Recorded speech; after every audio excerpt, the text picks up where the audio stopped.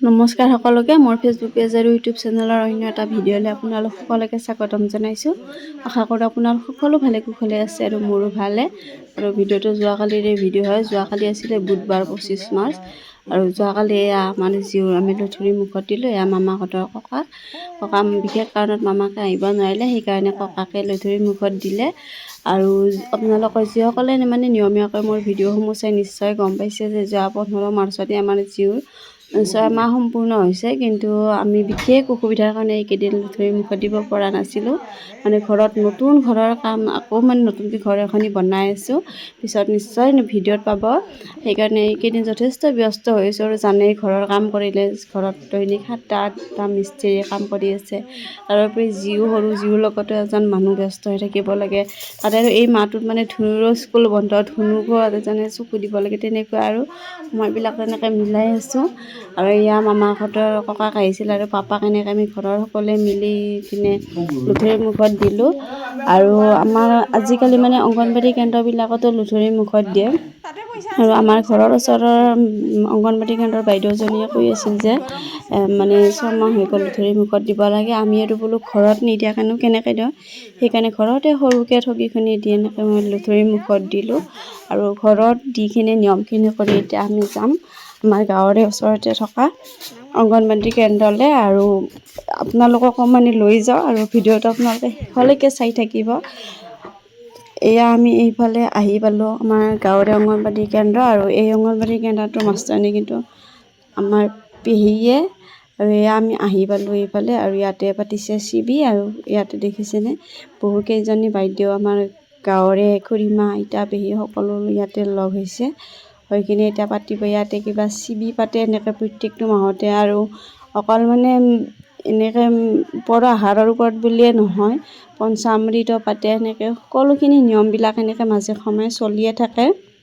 আৰু এয়া আজি ইয়াতে উপস্থিত আছিলে বৰবাং চাৰ্কুলৰ মুখ্য সেৱিকা হুচনাৰা খাতুন ডাঙৰীয়ানী বাইদেউ। আৰু তেখেতক বহুত ধন্যবাদ জনাইছোঁ যে তেখেতে আহি আমাৰ জীউক লঠুৰি মুখত দিলে। আৰু বাকীখিনি ভিডিঅ' মই কৰিছোঁ, আপোনালোকে শেষলৈকে চাই থাকক।